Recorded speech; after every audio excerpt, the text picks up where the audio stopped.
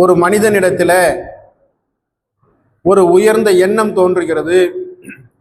அந்த உயர்ந்த எண்ணம் அவனுக்குள் பெருமிதமாக வளர்கிறது. பெருமிதமாக வளரக்கூடிய எண்ணம் பெருமையாக ஆகிறது. பெருமையாக ஆகக்கூடிய எண்ணம் தற்பெருமையாக கூடி வருகிறது. தற்பெருமை என்பது அவனிடத்திலே ஆணவமாக பெருக்கெடுக்கிறது. ஆணவம் என்பது அகம்பாவிதமாக உருமாறுகிறது. அகம்பாவிதம் பேராசையாக மாறுகிறது. பேராசை என்பது கொடூர அழிச்சாட்டியத்தில் கொண்டு போய் நிறுத்துகிறது. அந்த அழிச்சாட்டியம் என்பது நரகத்தில் கொண்டு போய் சேர்க்கும்.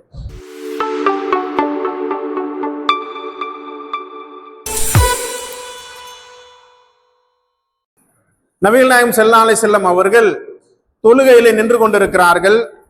தொழுது முடித்ததற்கு பிறகு விரண்டு ஓடியவர்களாக வீட்டுக்குள்ளே சென்று தங்க நாணயங்கள் வீட்டில் இருக்கிறது. நாணயம் என்று சொன்னால் அப்பொழுது தங்கம் தான் நாணயம். அதை எடுத்து உடனடியாக யாருக்கேனும் தர்மம் கொடுத்து விடுங்கள் என்று உடனடியாக அதை தர்மம் செய்து விடுகிறார்கள். அந்த அளவிற்கு அந்த நம்மிடத்திலே இத்தனை அளவிற்கு பொருள் இருக்கிறது, காசு இருக்கிறது என்ற எண்ணம் மனதிலே பெருமிதமாக உண்டாகிறது. ஒரு தடவை உமர் ரலியல்லாஹு அன்ஹு அவர்கள் என்ன செய்யறாங்கன்னு சொன்னா, ஒரு உடையை உடுத்தி அவர்கள் பள்ளிவாசலிலே வருகிறார்கள், தொழுகிறார்கள். தொழுது முடித்து விட்டு உடனடியாக விரண்டோடி வீட்டுக்குள்ளே நுழைந்து அந்த ஆடையை கலற்றி வீசுகிறார்கள். வீசிவிட்டு அவர்கள் சொல்கிறார்கள், இந்த உடையை உடுத்தியதற்கு பிறகு என்னுடைய மனதிலே ஆணவம் வந்துவிட்டது, எனவே இது எனக்கு வேண்டாம் அப்படின்னு. யாரு தூக்கி போடுற, யாரு சொல்றாங்க அந்த வார்த்தையை? இஸ்லாமிய வரலாற்றில் ஆணவம் பிடித்து மக்காவிலே வாள் எடுத்து சுழற்றி எல்லோரையும் பயமுறுத்தி கொண்டிருந்த ஒரு நபர் சொல்றாரு, இந்த உடை உடுத்துவதன் காரணமாக என்னுடைய மனசுல ஆணவம் வந்து விட்டது, எனவே நான் இதை தூக்கி போடுறேன் என்று அவர்கள் அதை தூக்கி போடுறாங்க. அந்த அளவிற்கு அந்த எண்ணம் துவங்கும் பொழுதே மனிதர்கள் அதை விட்டொழிக்க வேண்டும் என்பது இஸ்லாம் எதிர்பார்க்கக்கூடிய குணமாக இருக்கிறது. 31வது அத்தியாயம் 18வது வசனத்துல இறைவன் குறிப்பிடுகிறான், ஹத்தக லின்னாசி வலா தம்சி ஃபில் அர்தி மரஹன், உங்களுடைய கன்னத்தை மற்ற மனிதர்களிடமிருந்து திருப்பி விடாதீர்கள், பூமியிலே பெருமையுடன் நடக்காதீர்கள். இன்னல்லாஹ லா துஹிப்பு குல்லு முஹ்தாலின் ஃபுகூர், அல்லாஹ் ஏமாற்றுக்காரனையும் பெருமை அடிப்பவனையும் விரும்புவதில்லை என்று இறைவன் சுட்டி காட்டுகிறான். நபிகள் நாயகம் ஸல்லல்லாஹு அலைஹி வஸல்லம் அவர்கள் சொல்றாங்க, எவர் தம்மை பற்றி தனக்குத்தானே பெருமிதமாக எண்ணுகிறாரோ அல்லது அவரதுடைய நடையிலே அதை மேற்கோள் காட்டுகிறாரோ, அந்த எண்ணத்தை உருவாக்கி கொண்டு அவருடைய நடையில, உடையில, பாவனையில ஆணவம் கொண்டவராக காட்டுகிறாரோ, மற்ற மக்கள் மத்தியிலே காட்டுகிறாரோ, அவரை அல்லாஹ் நீ அவன்தானே நீ என்று சொல்லி கோபப்படக்கூடிய அளவிற்கு அங்கே நடக்கும் என்று நபிகள் நாயகம் ஸல்லல்லாஹு அலைஹி வஸல்லம் அவர்கள் சொல்றாங்க. எவர் தனது ஆடையை பூமியில் பெருமையுடன் இழுத்து செல்கிறார்களோ அல்லாஹ் மறுமை நாளில் அவனை பார்க்கவே மாட்டான். சஹீஹ் புகாரில வரக்கூடிய ஹதீஸ். 3 நபர்களை இறைவன் பார்க்க மாட்டான், பேச மாட்டான், பரிசுத்தப்படுத்த மாட்டான். அது யார் என்று சொன்னால், பொய்யான அரசன், எப்போதும் பொய் பேசிக்கொண்டே இருக்கக்கூடிய அரசன், விபச்சாரத்தில் ஈடுபடக்கூடிய வயோதிகன். அதற்கு அடுத்தது யார் என்று சொன்னால், ஏழ்மை நிலையிலும் பெருமை அடிக்கக்கூடியவன். கண்ணியம் என்பது என்னுடைய கீழாடை, பெருமை என்பது என்னுடைய மேலாடை. இந்த இரண்டில் எதையேனும் என்னிடமிருந்து பெற்றுக்கொள்வதற்காக, பறித்து கொள்வதற்காக எவர் முற்படுகிறாரோ அவரை நான் நரகில் போட்டு வேதனை செய்வேன் என்று அல்லாஹ் கூறியதாக நபிகள் நாயகம் ஸல்லல்லாஹு அலைஹி வஸல்லம் அவர்கள் குறிப்பிடுறாங்க. ஒரு முறை அபூதர் ரலியல்லாஹு அன்ஹு அவர்கள் பிலால் ரலியல்லாஹு அன்ஹு அவர்களை பார்த்து, பிலாலே நீ கருப்பியின் மகன்தானே என்று சொல்லிவிட்டார்கள். நபிகள் நாயகம் ஸல்லல்லாஹு அலைஹி வஸல்லம் அவருடைய காதுக்கு அந்த செய்தி கிடைத்து அவர்கள் சொல்றாங்க, நீங்கள் ஜாகிலியா காலத்து செயல்பாடுகளோடு சொல்களோடு செயல்களோடு வாழ்ந்து கொண்டிருக்கிறீர்கள் என்று கண்டித்தார்கள்.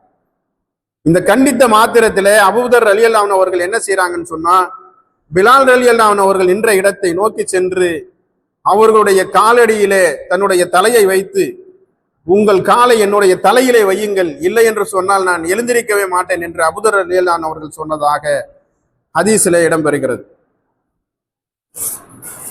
ஒரு மனிதன் தனது ஆடைகள் அழகாக இருக்க வேண்டும், தனது காலணிகள் அழகாக இருக்க வேண்டும் என்று அவன் விரும்புகிறான்.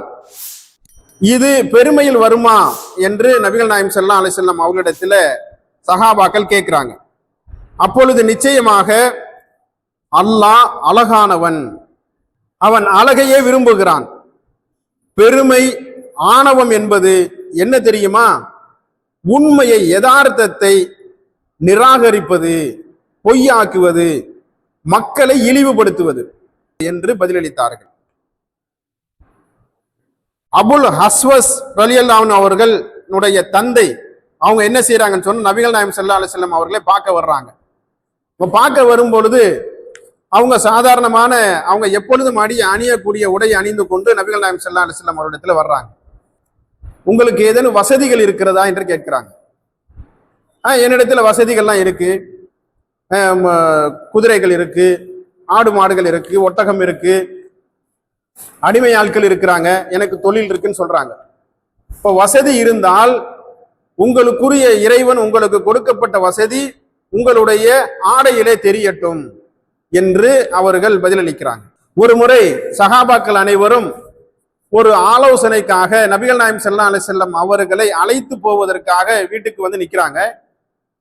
சலாம் சொல்றாங்க. நபிகள் நாயகம் ஸல்லல்லாஹு அலைஹி வஸல்லம் அவர்கள் வெளியே வந்து வீட்டு வாசல்ல வைத்திருக்கக்கூடிய ஒழு செய்வதற்காக தொட்டியிலே வைத்திருக்கக்கூடிய தண்ணீரிலே முகத்தை பார்த்து தலையை வாரி முகத்தை சரி செய்து கொண்டு உடையை சரி செய்து கொண்டு சஹாபாக்களோடு வர்றாங்க. அப்போ சஹாபாக்கள் கேட்கிறாங்க, நீங்க எங்களோட தானே வர்றீங்க, இதற்காக ஏன் அழகுபடுத்திக் கொள்றீங்கன்னு சொல்லி.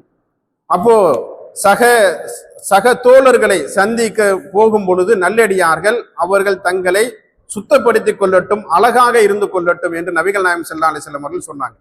இதை ஏன் நாம சொல்ல வரோம்னு சொன்னா, முன்னால சொன்ன ஹதீஸ் பூராவுமே அழகாக இருப்பது தற்பெருமையை உண்டாக்கும், ஆணவத்தை உண்டாக்கும் என்று படிப்படியாக மனிதன் நிலையை மாற்றும் என்று சொன்னதற்கு நேரெதிராக ஒவ்வொரு மனிதரும் தன்னை அழகுபடுத்திக் கொள்ளுவதில் எந்த விதமான தவறும் இல்லை.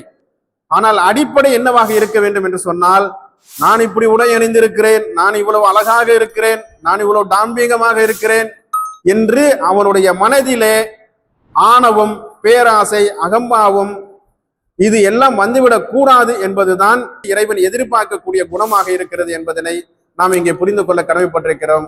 வாஹிர் தானா அல்ஹம்துலில்லாஹி ரப்பில் ஆலமீன். சுப்ஹானக்கல்லாஹும்ம பிஹம்திக அஷ்ஹது அல்லா இலாஹா இல்லா அன்த அஸ்தக்ஃபிருக வ அத்தூபு இலைக்.